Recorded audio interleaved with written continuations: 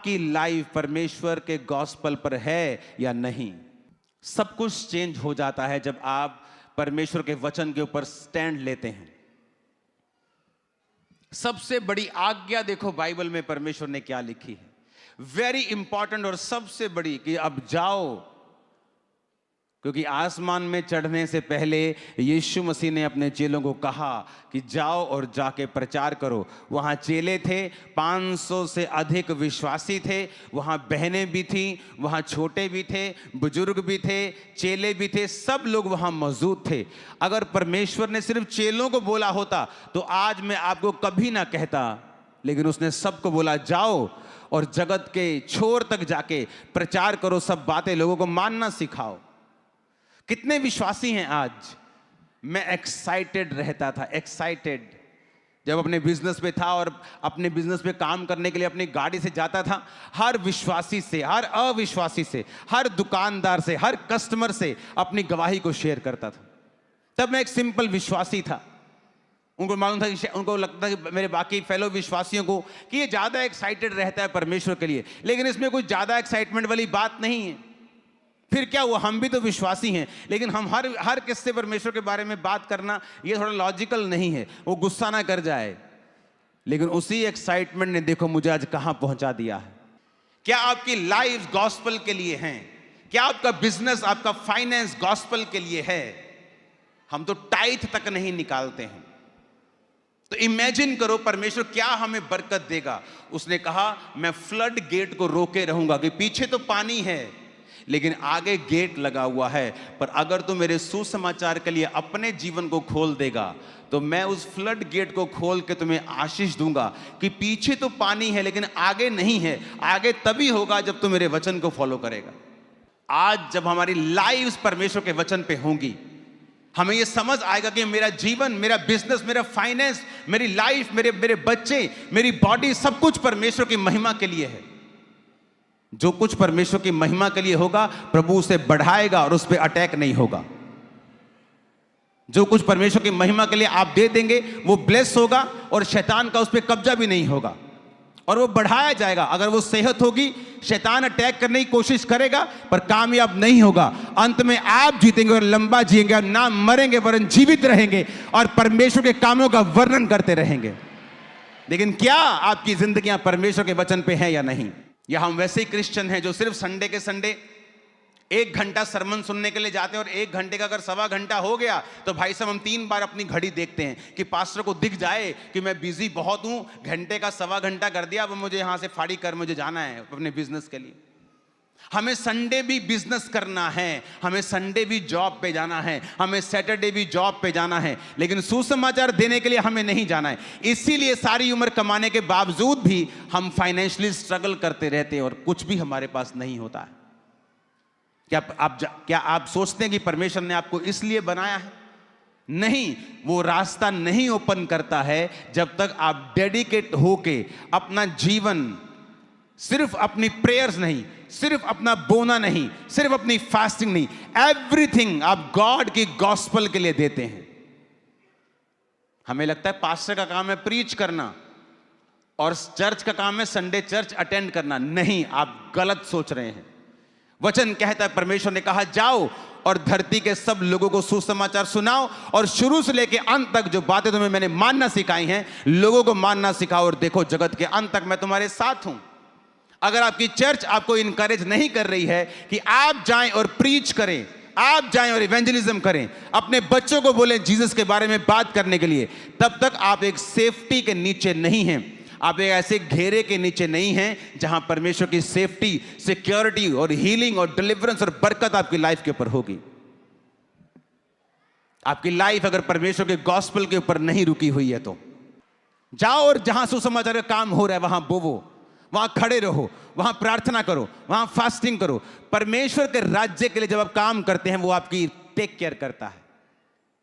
आप उस कार की टेक केयर नहीं करते जो आपके गैराज में खड़ी खराब है। इमोशनल अटैचमेंट आपकी हो सकती है कि ये मेरी पहली गाड़ी है, ये मेरे बाप की, मेरे पिता की, मेरे दादा की पहली गाड़ी है, लेकिन आप उस पर पैसा नहीं लगाते हैं, आप उसकी टेक केयर नहीं करते हैं। लेकिन जिस गाड़ी में रोज आप आते और जाते हैं, आप टाइम पर उसकी सर्विस करवाते हैं, आप टाइम पर उसको उसको पेट्रोल देते हैं, उसको इंजन ऑयल देते हैं, क्योंकि आपको मालूम है कि इस पे आप निर्भर हैं। परमेश्वर भी वैसा ही है। जब आप उसकी टेक केयर करते हैं, आप उसके कामों की टेक केयर करते हैं, वो आपकी टेक केयर करता है। आप उसके कामों के बारे में सोचते हैं, उसके किंगडम के बारे में सोचते हैं, वो आपके बारे में सोचता है। आज पहला काम हमें यह देखना है, क्या मेरा जीवन गॉस्पल के लिए है या नहीं। अगर मैं पाप में हूं तो मेरा जीवन गॉस्पल के लिए नहीं है। अगर मैं व्यभिचार में हूं तो यह जीवन मेरा गॉस्पल के लिए फिर नहीं है। मैं तो अपने शरीर से व्यभिचार को संतुष्ट कर रहा हूं, तो फिर मैं कैसे कह सकता हूं कि मेरा जीवन गॉस्पल के लिए या परमेश्वर के राज्य के लिए है। मैं नहीं कह सकता हूं। अगर मैं चोरी करता हूं, वचन को तोड़ता हूं, तो आप नहीं कह सकते कि मेरा जीवन परमेश्वर के वचन के ऊपर है, या मैं परमेश्वर के लिए मैंने अपना जीवन दिया हुआ है, या मैं क्रिश्चियन हूं। आप फिर नहीं कह सकते हैं। आप किसी जीवित चर्च का हिस्सा नहीं हैं, आप संडे चर्च नहीं जाते हैं, आप रास्ते में इवेंजलिज्म नहीं करते हैं, आप लोगों के साथ परमेश्वर के वचन को शेयर नहीं करते, फिर आप कैसे कह सकते हैं आप क्रिश्चियन हैं। आप फिर कैसे कंप्लेंट कर सकते हैं कि मेरी लाइफ में परमेश्वर वो हीलिंग पावर से काम नहीं करता। वो प्रेरितों के काम की हीलिंग पावर तभी आएगी जो एक्ट्स में थी, अगर आप उनके जैसा जीवन जीते हैं तो। लेकिन उनके जैसा जीवन हमें नहीं जीना है।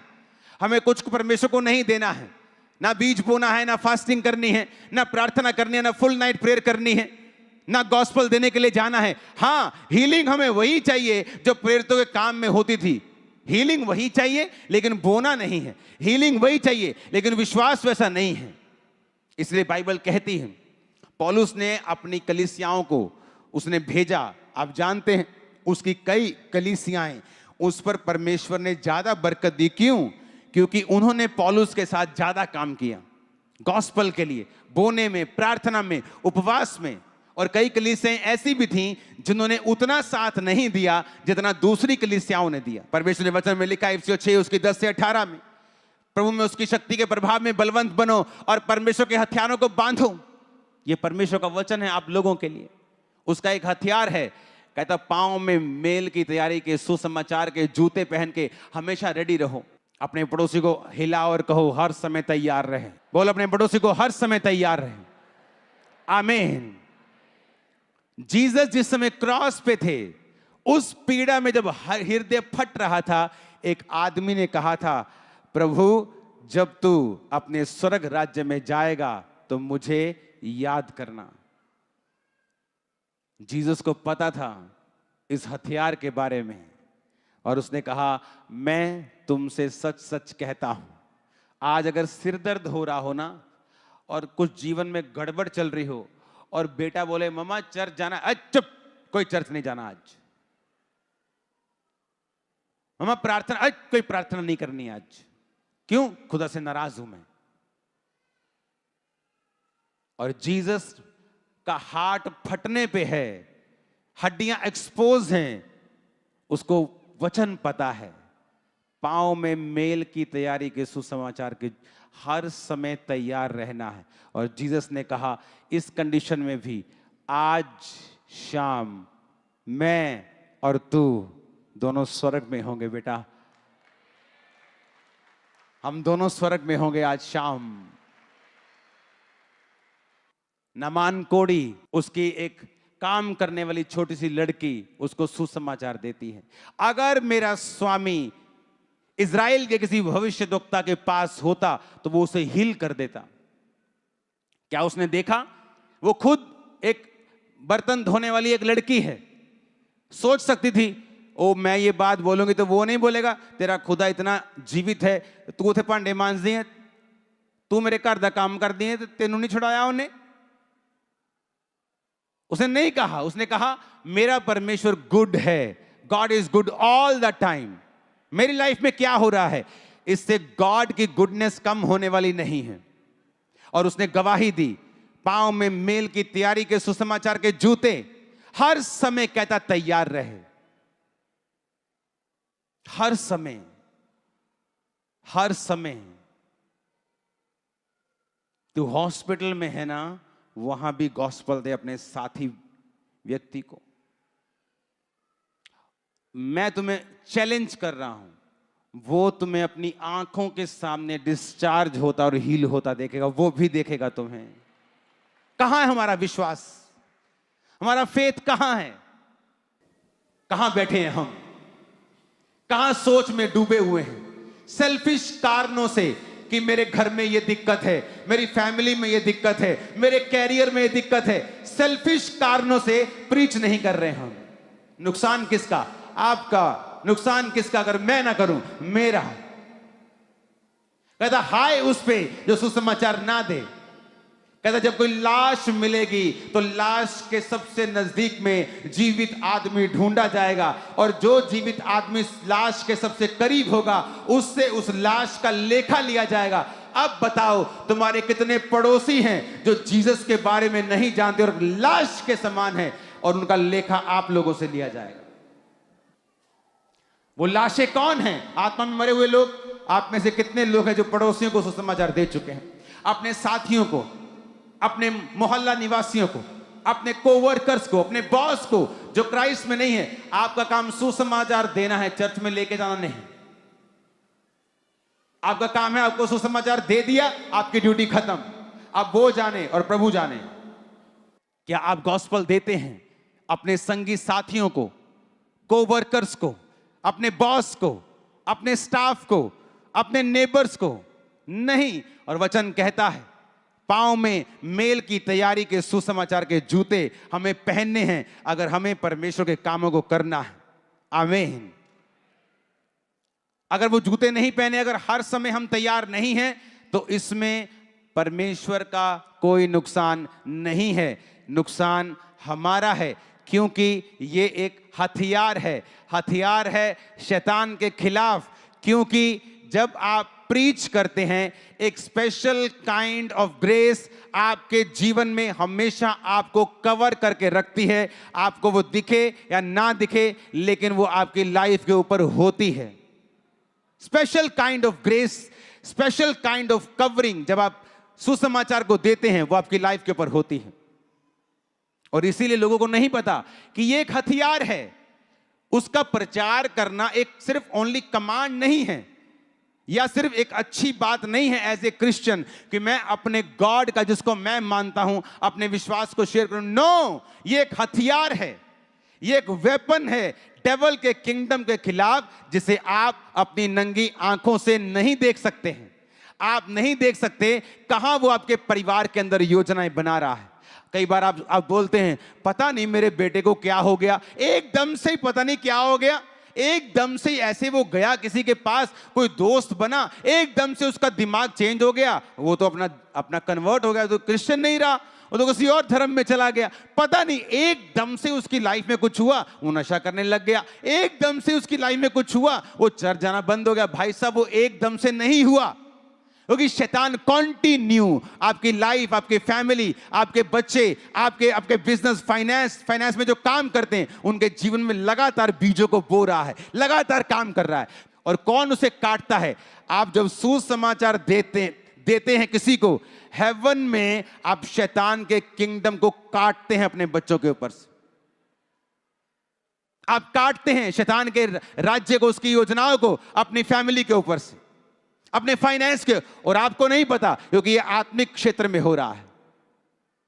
गॉड का सुसमाचार देना एक हथियार है।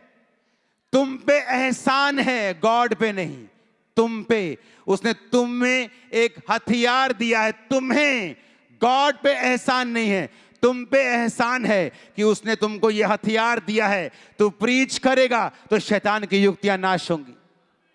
तुम पे और मुझ पे यह एहसान है।